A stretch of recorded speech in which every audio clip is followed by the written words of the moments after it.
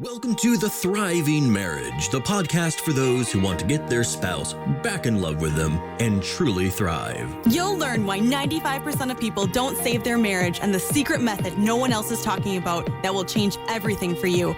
Are you ready? Let's turn tragedy to triumph. Here are your hosts, international marriage experts, Marc Johnston and Heather Choate. Welcome to the Thriving Marriage podcast. My name, of course, is Marc Johnston. With me is Heather Choate. How are you doing today?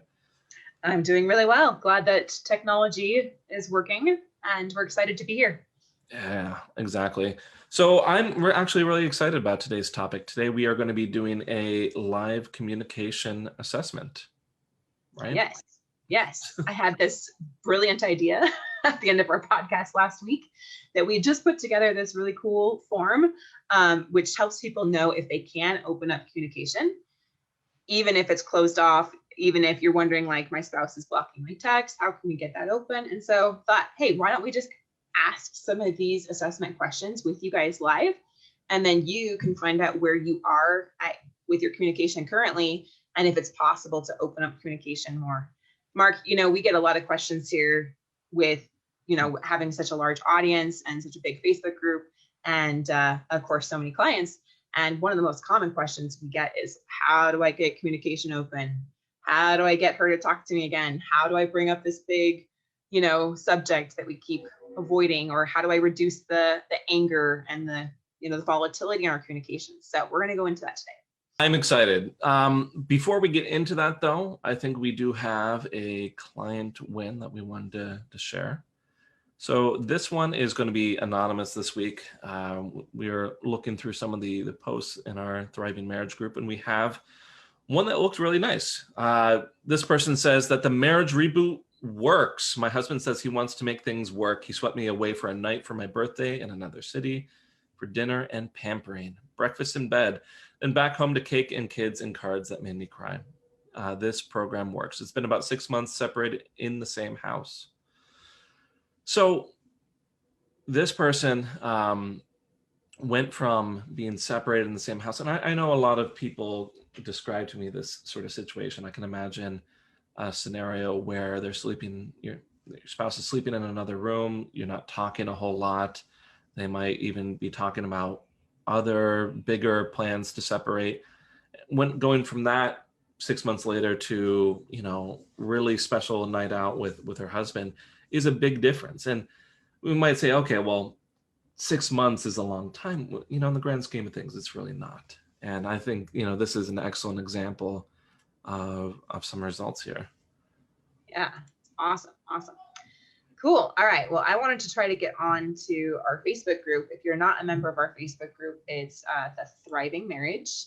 And I want to try to post this link. So as I do that, Marc, why don't you give us a little high-level overview of what some of the most common communication challenges are, and then we're going to go into kind of dissecting them a little bit more. Yeah. So I think, Heather, and my aim for today was to, take a look at some of these communication problems and see where all of you are at. If you're following along, we're going to explain some of the questions that are on here, and why some of these things might be significant. A lot of times, if there are communication problems, it's very likely there's a few reasons that this could be. Perhaps there's been some resentment that's been building up. I know here with our PATH program, we talk a lot about the narrative that's been developed. And so if there's been an unhealthy narrative that's been built up, say something surrounding like, my partner doesn't listen to me, they try to control me, any sort of these really strong negative views about each other, it's really going to shut down communication. Even further, if you have lots of arguments, there's so many things that can shut communication down, whether it's high amounts of tension, low amounts of connection, or whether there's been resentment built up, criticism, there's all sorts of things. And so today we want to kind of go over some of these and help you to assess where are you at in terms of your ability to communicate and connect. So if you're having some sort of problems communicating, I think you should probably listen in today. Sound advice. All right, cool. So here's the form. If you're over in Facebook, I can see some of you watching live, so welcome. If you want to go through the actual assessment with us with the form, it's just like a Google form.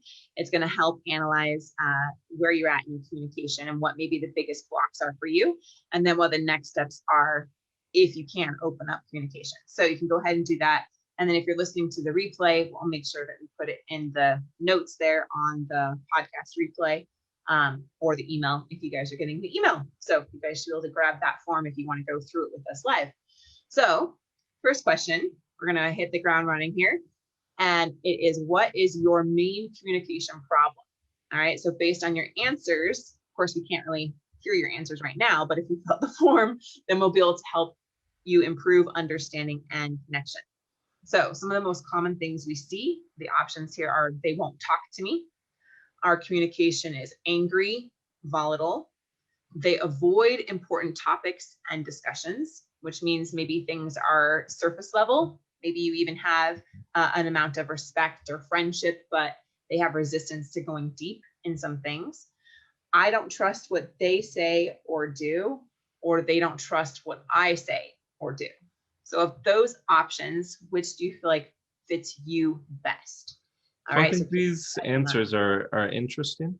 I would say that third one, they avoid important topics and discussions, really kind of tells where the couple is at in terms of problems in their relationship. I mean, there's other things that can affect this, and certainly it requires more examination after this. But I would say, this is a sort of problem that a lot of couples will see throughout their relationship, but will cause bigger problems later on down the line. So it's kind of like this middle point where the couple's not connecting super well, but it hasn't gotten to the point where it's blowing up and falling apart quite yet, whereas some of the other answers might indicate that. Not that those other positions are unfixable. It's kind of gives a little bit of a spectrum here, because if you're at this point where you're saying, I can't trust what they say or do, or they don't trust me, or they won't talk to me, this is indicating that the communication has broken down more. It's just what flavor of it is going on. Right. Choose your poison, right? And we can laugh about that, but Marc and I, we've definitely had our marriage struggles ourselves. And so we understand what it's like when your spouse kind of shuts you out, or when they kind of turn everything you say around and make it negative or blaming, right? And so we've been there ourselves, as well as many, many of our clients. So you're not alone. Yeah, I think it's kind of interesting. Like, we might make a light of something like this, but a lot of it's because it's, talking about these big problems like this is just another Tuesday for us. So it's like, this is our normal topic of conversation. And yeah, I think I sometimes forget, or it just, I draw a blank that this is a really important thing, and this is a really serious thing for many people. So we don't mean to make light of this. At the same time, humor is healing too. Yeah. So. Yeah, it's okay to laugh. It's one of those things, like, we've all kind of been there at one point or another. And a really important thing to understand about communication is that it is one of the biggest challenges in marriage, because we aren't taught how to communicate. We aren't taught how to understand one another. We aren't taught how to resolve major trust issues. We aren't taught how to have a conversation about the affair, right? These are things that simply aren't taught to us most of the time. Usually it wasn't modeled by our parents, right? Usually not. If your parents did, that's awesome. But it's very, very rare that your, parents modeled great communication and great relationship skills. And we tend to continue the same patterns that we learned from our upbringing. That's just human nature. That's how the brain develops as children. And it's definitely not modeled in our culture or our society. And there aren't a lot of resources. We aren't taught in school how to handle conflict, how to have conflict resolution, or emotional intelligence, right? And so these are things that aren't taught. So give yourself a little bit of grace too, that you haven't known until now. but now you can learn these skills. And Marc, I know that we could say with certainty that they are skills that you can learn. It is possible. And no matter who you are, no matter what your background was, no matter what culture you are, there are things that you can learn. And we've seen it happen so many times with so many thousands of people that went from struggling to communicate, struggling to understand or have empathy, struggling to feel heard or feel safe to have a voice, anything along that spectrum, right? We're talking about the whole spectrum here, but these are things that you absolutely can learn. Exactly. Yeah, I would agree. These things can be learned. It's just, they just aren't taught usually. Yeah. So our second question here, what level of communication do you currently have? And it talks about, here's some of the answers. We speak face-to-face every day, once or more a week. We only text or call. I try to communicate with them, but they block or ignore me. We haven't communicated at all in the past, 1 or 2 months or more. This, I think, is an important factor because this really kind of determines where or how you need to approach communication in your relationship. If you haven't really been communicating much at all, or they're blocking or texting you, once again, here's this spectrum, and it indicates there's a lot of hurt there, and you need to approach it a little bit differently than if you have some cordial communication. If you're speaking face-to-face every day, there's probably room for some amount of lightness or levity, making jokes, a little bit of flirtation. Whereas if they only receive text messages from you, it indicates a different level of comfort in communication, and you need a different approach. So like, this is a really important question. And even if they're blocking you and not communicating whatsoever, there's a few things that you can try. But, I think sometimes you and I, Heather, we talk about, like, if there's no communication, this is a very difficult situation to affect until that shifts a little bit. Right. And that's why I'm so glad you brought that up, because it is truly a custom tailored approach. And that's why we had this assessment and help you get clarity on what's going on for you, because based on your answers, that helps us see what is possible. The person that is speaking every day and is in the friendship mode, but just can't go deep, like Marc said, we're going to help you, guide you on how to help open up that and find out what that resistance is. And that's going to be a very, very different approach than the person that's having an affair, has blocked you, and they don't want to talk to you at all and wants a divorce, right? And you only speak, maybe every couple times a month, or you haven't spoken for 6 months in a year. I just spoke to a gentleman whose wife had taken their son out of the country, and he hadn't spoke to her at all in any form for 6 months. And now he's trying to go through the in-laws to get connection with his wife and his son. And so that obviously is a very different approach than the person that's just friendship or surface level. So that's why we never want to give a cookie cutter approach to these situations. We do want to try to give you as many high level principles that could help you in your situation that apply. But when it really comes down to it, this is like a doctor's diagnosis, right? We're kind of like filling out your medical assessment sheet at the very beginning. This is very preliminary stuff that we can then use to properly diagnose exactly what's going on. Having gone through many medical things myself, I know that just having, say high blood pressure when you're pregnant could mean you're just stressed, or it could mean you have preeclampsia and you need to go get blood work done. So the same symptom by itself isn't enough, right? We need to go deeper and find out the whole picture as much as possibly can, because then the treatment going forward is going to be a lot different. And that's why it's so crucial that you get specific guidance and specific diagnosis to your situation. Okay, the next question here, on a scale of 1 to 10, how good would you say your communication is? And a little bit of this is actually based off of what I'd call different levels of intimacy. It's not quite the same, but it kind of gets around about the same sort of thing. This is more, what do you talk about, as opposed to how frequently you speak.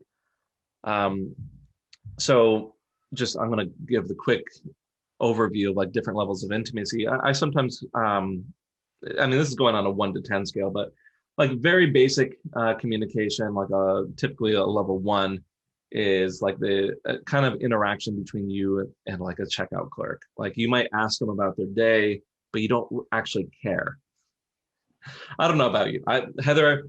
I'm going to ask the cashier how they're doing, but it doesn't really, when they say have a good day when I part, I don't like go and think about that later and be like, oh, they really care about me. It didn't mean anything.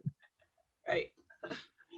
Level 2 is an ability to discuss business, facts, important information that's needed, but not much else. Whereas level 3, it's much more of a discussion of opinions. I can discuss things that are outside of myself and judge them. So I can say, I really like that movie. I like this, our kid is doing really well. We can talk about that. But I'm not really sharing a whole lot of my own personal feelings about myself or about you. Whereas level 4 bridges that gap. It's much more interpersonal, and we can discuss, say, our relationship. We can discuss more personal feelings. We can make judgments about ourselves or about our partner in some way, positive or negative. Whereas level 5, the deepest level of intimacy, is an ability to open up and be vulnerable, to discuss problems and mistakes, and for that to be enriching and rewarding in some way. So this question, where it's not exactly this, it's kind of kind of has a bit of a correlation to that, and it talks about, hey, we want to just, in terms of our communication, we want to deepen intimacy and understand things better, all the way down to, hey, we can't even have a conversation about even the simplest things. Yeah, that is escalating into a fight or a disagreement. Yeah. And so that kind of helps, again, know what the deeper issues are that are going on. One thing that we really focus on here, Marc and I, that was foundational to our program and our company, wasn't just focusing on the surface level, but going deeper into what the root issues are. However, that is true. But a big mistake a lot of people make is rushing to push to resolve deeper issues too soon. And the relationship isn't ready or isn't strong enough yet to handle having those deeper conversations and those deeper root issues resolved. And I get it. Like if your spouse is having an affair, you're like, I want to know why. Why did you do this? And how can we stop it? And you immediately like push for those things. But what happens is it tends to backfire. And so it's really important to understand where we are and then seeing if it's healthy enough to have certain levels of conversation. Ultimately, we will help you get to the level where your relationship is strong enough and it won't backfire to have those deeper root issue type of conversations, so that those deeper root issues will heal, because they must heal in order for you to go forward and have a happy, healthy, thriving marriage, right? And so there's a time and a place for that. So be really careful with understanding the level of health and strength of your relationship and the things that may backfire or be completely ineffective in your relationship right now. And get that guidance there. Is my relationship ready to have this deep level conversation? If it is, cool. How do I go about doing that in the most effective way, right? And so that it can actually cause healing and resolution here. And if it's not, then you're going to have to put on the brakes and you're going to have to do some other things first to build that relationship health up to the point where it can handle that. Exactly. All right, we'll just keep going through questions here. The next one here says, let's go a bit deeper into what might be causing these communication challenges. Are any of these your situation? And it gives several bigger problems, like my spouse has blocked my phone number and I can't text him or her. There are currently hard drug issues and going on in the relationship. So, it lists other problems. There's severe depression, a diagnosis of narcissism, a restraining order. My spouse is living with their affair partner and they're saying there's no way of getting back together. One of the reasons why we put this in here is we want to assess, okay, are there any really major obstacles that are going to prevent progress unless we do something drastic with this? So for instance, while this isn't 100% a deal breaker, if there's a major diagnosis of like an extreme personality disorder, like narcissistic personality disorder, it's going to really shift how we approach the situation. If your spouse has a restraining order on you, which oddly enough, we actually have had a fair amount of clients who had restraining orders and wanted help. But it does shift how we're going to approach this because, legally, if you're not allowed to contact them, then there's going to need to be a lot of self-work first until, that can be resolved. But a lot of these issues are really big problems that really are going to shift a lot of this, usually more towards personal work, personal development, until those bigger problems can somehow be resolved. And we've actually helped a lot of people resolve things like, my spouse is blocking my phone number. Well, yeah, I'm not going to say 100% we can get around that, but we've helped many people in that situation. I'm just saying, like, I don't want to give promises, like if they're blocking your phone number and they won't talk to you, I mean, there's only so much that we can do, but we have helped a fair amount of people in that situation. I'm just saying, hey, you got to understand, some of these things are really serious and are difficult to get around at times. Right. And that's one thing, is that we're not here to like pump you full of false hope. We're not going to give you any BS. We're going to give it to you guys really straight, but that's why we need to know what's really going on. And I think more often than not, people have less hope about their situation, and they're just in a place, not where there's hard drug issues or alcoholism, and we've helped many people with all those, right? Or that their spouse hasn't blocked their number. It's just that their spouse says, I want out. And then they think there's no hope.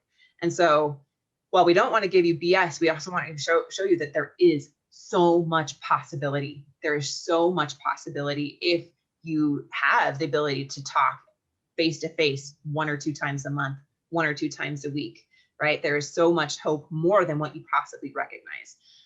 But we're never going to tell you, yes, you can save your marriage if it isn't possible. We're going to give it to you guys straight. So knowing that, we're going to go here to the last question that we're going to go through with the live communication assessment. And I really think this question could be really overlooked, okay? But it's really important. From 1 to 100, like a scale there, 1 to 100, how important is it for you to open up communication and build positive connection with your spouse? Now, I can see some of you on Facebook have been answering. Awesome. Thank you. I see that one of our clients says she's finally at stage 5, thanks to you and your team, which is awesome, but still dealing with some trusting issues. We have another person said, we both use drugs. I'm an addict, right? All these different things. And so that's going to add other layers that need to be resolved as we go through this journey with you. It doesn't mean that there isn't hope. It just means that there's going to be, like Marc said, a little more work that needs to be done there versus someone that's just, our client Wynn, living in the same home but separated in the same home. Just different situation. So we don't give a cookie cutter approach, but let me know, how important is it to you to build up communication and positive connection with your spouse? Why is that important, Marc? Why is it important to say, this matters to me and I'm willing to do some different things so I get some different results? Well, I will tell you, one of the most defining features of where we see success versus not is in how, I'm trying to word this carefully, how dedicated, how open to suggestions, how open to coaching the client is. If this is a person who says, this is very important to me, and I'm going to do whatever it takes, those are generally the people that see results much more often than those that aren't. It was a few weeks back that I was talking to Venus here on the podcast, and I remember one of the comments that she made She's like saying, hey, I was a little bit concerned, but she's like, I made a decision. I'm just going to do what they tell me to do, and then trust in that. And she really did. She dove into the work and really made sure that she worked hard on it, and then she saw the results. And those are there's just no getting around it. If you put in more effort and more work, you're much, much more likely to see more results from it. And so this is a little bit of an indicator, like, okay, how excited are you? Because I do get clients who get on that first call with me and they're like, well, I'm not sure if I actually really want the marriage myself. It's been a bit rough and I'm just seeing what can be done. And I'm in the back of my head, I'm thinking, this is going to be a struggle here. Right. At the same time, like it is, because then we not only do you have to build belief up in your marriage, but you have to build up belief in yourself. That really comes from a defense mechanism, though, that you have, because you don't want to get hurt. Maybe you've been going about it the wrong ways and you're just exhausted. Or maybe you thought they were the right ways and you feel like, I'm doing all the work. I'm not even sure I want to keep doing this. I'm exhausted. And know that you're not alone in that. And many of our clients do kind of go between those two dynamics of, this really matters to me. I really want to do it, but I'm tired and I'm not even sure if I can keep going. And that is why it's so crucial that we get a vision of what we really want in our life, who we really want to be, and that we learn some emotional intelligence is the new word for it, but it's emotional processing. It's so everyone's going to react, right? We're going to have human reactions, but it's how long is that reaction going to continue? And that's a choice. It can continue for a few minutes, even a few seconds, maybe a little bit longer if needed, if it's something you really got to work through. But choosing to have that same emotional reaction from one event go on for weeks, months, years, and the inability to move forward from that is ultimately a choice. And we don't often realize it. So it's learning emotional intelligence so we can process through our reactions and get to a better place that's going to actually move us forward from things rather than getting us stuck in the same place for so long. I want to make a comment here on a further comment on this question. Now, when I was talking about like, hey, we see more results from people who are more dedicated, this doesn't mean that if you're feeling a bit ambivalent, that there's nothing that can be done. It's, once again, Heather is talking about, we don't have a cookie cutter approach. Right. It just means that if you're feeling a bit back and forth on this, that just means that that's something that we need to explore. And I really, my approach, I really like to be supportive of where people are at. If they're feeling a bit ambivalent, I want to explore that with you. At the same time, if you tell me that you're feeling ambivalent, but you really want to see what can make this work, we like to push you and we're going to hold you accountable to that if that's the decision you're making. Right.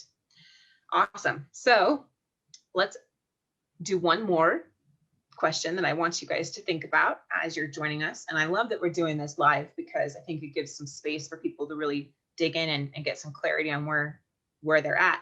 So I hope that you're enjoying this and participating. So where would you really love for your communication to be? Truly, if you could just wipe the slate clean for a minute. Okay. I've got a magic fairy wand, not really, but pretend, right? And we could make it anything we wanted it to be. What would it look like? How would you love to come home at the end of the day? How would you, what kind of expression on your spouse's face would you like to see? What kind of conversations would you love to have? What would be the tone of your voice? What would be the tone of their voice? How would you connect? Would you be able to talk about anything? Would they, would they want to spend time with you? Like really get into what that would look like. How would you respect each other? How would you show understanding? How would you show compassion? How would you show forgiveness? And really get into what that looks like for you. Where do you want your communication to be with your spouse and in your relationships going forward? How do you want to learn how to process your own emotions, right? Do you want to get stuck in anger and fear and pain for weeks and months and years and maybe your whole life, right? Or do you want to learn how to do things a different way? Because when we learn how to do things a different way, then we get different results. Like we said at the beginning, these are skills that can be learned. They can be learned and you can do it. And we're here to help you along the way. My final thought here before we go on to Marriage Mythbuster is that there's a saying in race car driving that you don't look at the wall. The trainers for these NASCAR racers and, Formula One drivers, and I guess was it E3 is the new one coming out? I don't know. My teenager was trying to tell me about it. I don't know what it is. Anyway, they're supposed to be really cool and really fast. But the trainers teach their drivers to not look at the wall. Why would they do that? Well, they know that if their drivers look at the wall, because they're always afraid of hitting the wall, right? They're going on those kind of speeds, it doesn't end well for them. If they look at the wall, where are they going?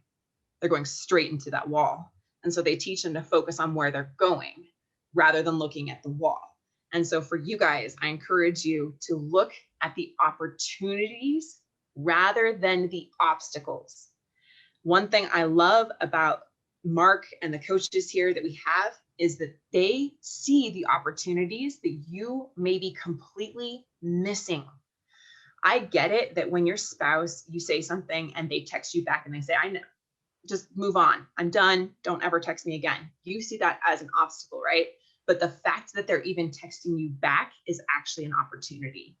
And there are probably way more opportunities that you have that you don't even realize. We just need to use those opportunities in a different way so we start to get a different result. And we can guide you on exactly how to do that, what to text back to them, what to say. So focus on where you want to go. Focus on the opportunities and not the obstacles. Right. So, Heather, we've gone through a bunch of these questions now, and I hope you can kind of get the picture of, all those that are following along. I hope you can get the picture of perhaps where you are at in terms of some of your communication, some problem areas, or your ability to connect. If you're needing a little bit of help guiding yourself along the right path here, if you're looking to perhaps see what more can be done, of course, we are here for that. That's what one of the reasons why, we're putting this out here is so we can tell you, hey, look, if you're having problems with this, come and get some help. You can either just let us know in the comments and we can have someone reach out to you. You can also just go and sign up for, free consultation call over at our website, www.highthrivecoaching.com/apply. We'd love to talk to you. Awesome. Yeah. And then for everyone who feels so inclined, go ahead and fill out that form as well on this communication so that we can help kind of diagnose what's going on and see if it's possible for you to open up more communication, help you see some of those opportunities that you may not recognize are actually opportunities. Again, there's probably more hope than you realize. And if not, we'll let you know. It's okay. So awesome. Let's move on to our Marriage Mythbuster. Our Marriage Mythbuster is conflict is a sign that you're in a bad relationship. If you're having conflict, the relationship must be bad. I think this is an interesting one. Now, I like to kind of base my views on some, I like to look at a lot of different theories out there and see where there's some amount of common principles. If there's a lot of different theories that have very similar ideas, that it feels good to me. In this case, one of the theories that I'd go off of with this is the idea of different conflict types. This is kind of an idea. We reference Gottman quite a bit, and he talks about different types of. I'm going to blank on the actual term that he uses. I want to say conflict resolution types and different types of pairing. The thing is, one of the things that he says is that there are certain types of couples that might have a high amount of conflict, and it's not a bad thing. He calls this like a volatile pairing. And if you have that kind of pairing, it's actually a fairly stable type of relationship. You might have these intense conflicts, but the thing that tends to balance those relationships out is this tendency to have intense conflicts and then have really intense making up. So think just the idea that conflict is a sign that you're in a bad relationship isn't quite accurate. Now, where it might be, and so like this myth is partially true. Where it does tend to create problems, and I'm going to reference back to Gottman's idea, is where you have someone who is a very volatile person with someone who is, much more passive or quiet, or tends to like to avoid problems. And when you have this mix, it tends to result in the more passive partner feeling a bit steamrolled and building up a lot of resentment, and will typically go through these cycles of building up resentment and then exploding. This is not terribly dissimilar from a topic that Heather, you and I were discussing several weeks ago about the pursuer avoider sort of dynamic. It's somewhat related to it, but not quite. This is more like how does one resolve conflicts? In my opinion, we have another sort of theory that I want to reference, and this is an idea of a trajectory of a relationship where, at first we have many relationships, they build up and they have more connections and they're very close, and then there's a tendency for a couple to plateau for a bit, and then if they're going to decline, it usually starts off with more conflict leading to more apathy in a relationship and disconnection. And the myth is once again false in this case, because there's this that initial drop off is where we tend to see more conflict, and it's this situation where you're just starting to drop off. You're still in those early stages of decline where the conflict is likely to happen. So in reality, it's not such a sign that you're in a bad relationship. It's more a sign that you are beginning that descent and it's not completely gone.